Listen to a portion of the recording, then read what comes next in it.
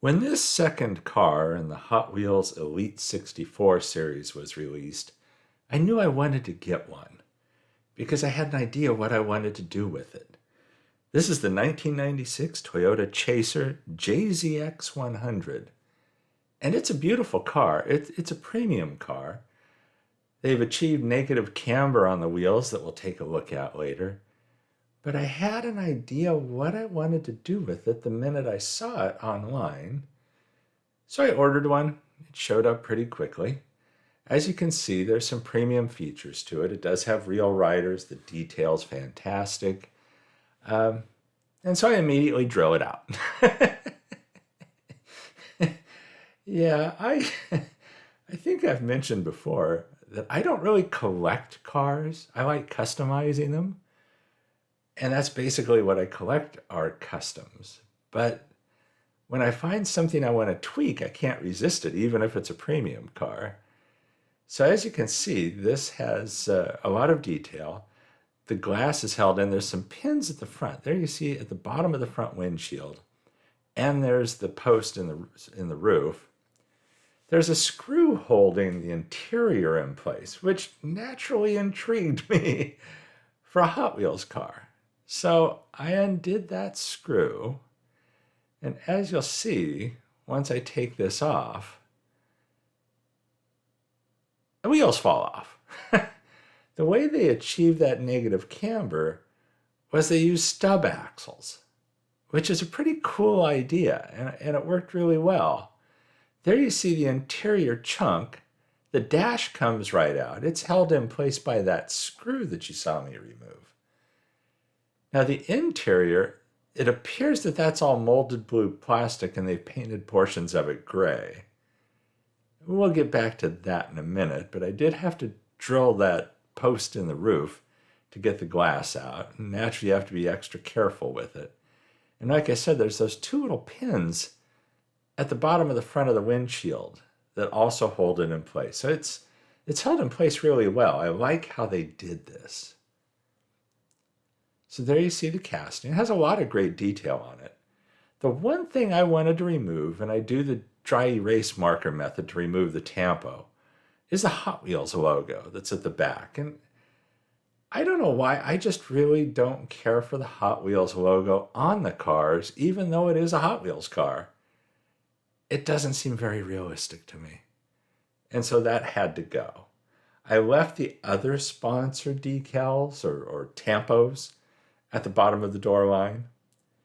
And then I ordered cherry blossom decals from hhwcustoms.com. Hayden over there has a great selection of decals. I had seen these cherry blossom decals before, and I knew that was the direction I wanted to go with these. So I ordered 2 sets. I end up trimming them a little bit, as you're going to see here, to fit.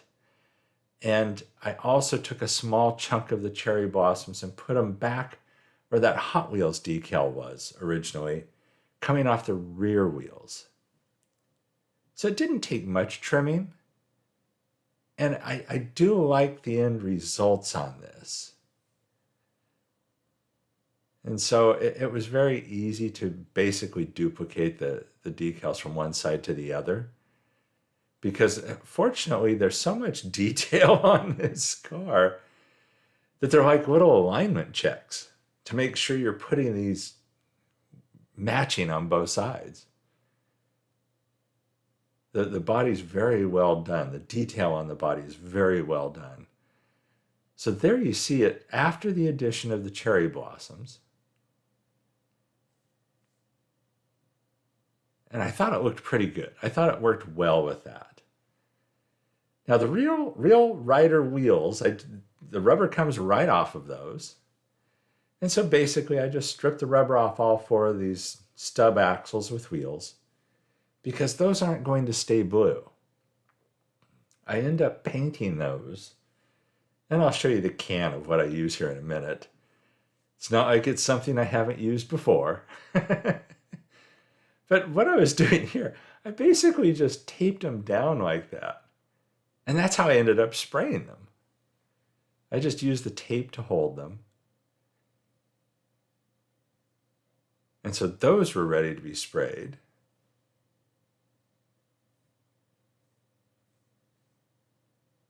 And then I needed to take the roll cage out because I want to paint the roll cage and I also want to paint the driver's seat. And you notice those are the things that are blue. The wheels were blue, the driver's seat is blue, and the roll cage is blue. I wanted to change the color on all of those. These side panels that you see as blue, the only reason you see that is because they're not painted gray. From the inside of the vehicle, they look gray. Now those side panels fold down, as you'll see here in a minute, making it a little easier to access things inside the car. But I got the roll cage out, and there you see it with the sides down. And that was pretty easy to do. I mean, they fold into place and fold out. I wanted to get the driver's seat out. So I thought, well, there's one post holding it in place. Let me use plastic strut. It's a cement. It melts the plastic as it glues it together. So I thought that would soften it. And it kind of sort of did. But it still popped off. So there you see I taped that down. And I'm about to take those over to paint, but then I also took off that chrome exhaust that you saw on there. Excuse me. Again, there were 3 plastic pins holding that in place that I just sheared off, removed that. And there's the paint I used. Pinkolicious TintIt. And the entire car was also gone over with that clear gloss that you saw there. I did not remove the headlights, taillights, even though those are clear plastic details that are added to the car. I didn't remove them. I just shot the clear right over it. I like the end results. I think you will too when you see them. There's a driver's seat that I did in pink. And again, the roll cage was done in that pink as well. I left the rest of the interior that original gray. I did add some detail to it, as you'll see in upcoming pictures. I do just reattach that roll cage using CA glue that I sheared off earlier, the melted plastic that held them in place, much like the seat. Many of these parts, and if you've done these before, you've seen just the melted tips of the plastic that you shear off. Then you can remove things, and then you just have to glue them back later. If you've done a green light casting, you're very familiar with those. There's the chrome exhaust. I reattached that after I had detailed the bottom. That is a metal base. It's a metal body, metal base. The exhaust is chromed plastic. And that silver detail I added to the base. I didn't add a lot of detail. I selected detail was added. That again, as you saw earlier with the silver Sharpie.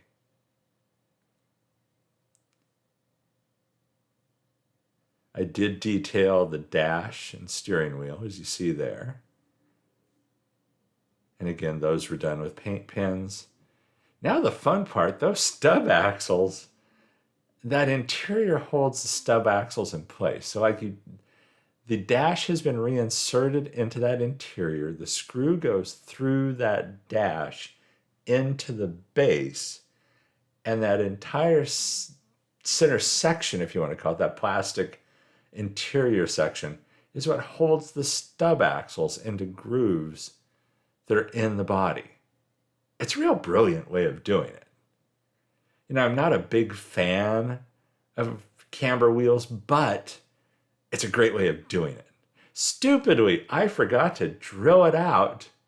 I got so excited once it was taken apart and wanting to put the decals on that I had to wait until after they had cured and then the clear coat had cured before I could get around to actually remembering to drill the posts.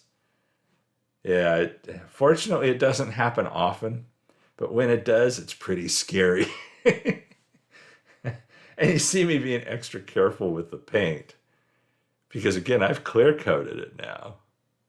The glass pops back into place and then I use the Bondic resin pen to just hit that post with resin. And then you just flip that pin over, use the UV light to cure that resin. Those 2 little pins at the base of the windshield also really keep this thing secure. I don't think you even need that resin holding it there, but it keeps it all in place. So there you see the interior chunk after I've put that together. I'm happy with the pink roll cage and pink seat and pink wheels. I wanted to do that because of the cherry blossoms. It looked better than blue. I thought it would match better. And I think it actually looks better in person than even the pictures show it, as you'll see coming up. Because you see more of the pink of the cherry blossoms in person, and the pink of the wheels doesn't seem as intense as it does here in some of the pictures. But there you see it all put together. And I just chose to add the decals to the sides. I didn't want to put anything on the roof, hood, trunk lid. So there's where we started, the stock Elite 64 casting of this Toyota Chaser. And the detail's fantastic that they built into it. I just wanted a little bit more. And so there's where it ended up. I'm really happy with how this turned out. I kept all of that original detail, only removing that Hot Wheels logo from behind the rear wheels, and then added the cherry blossoms, changed the color of the wheels, changed the color of the seat and the roll cage, clear coated everything with the gloss clear, and I think it added to that gloss coat. Again, that clear gloss coat didn't hurt any of those other details that were on there, like the plastic headlights, taillights, anything like that. That clear went over perfectly fine.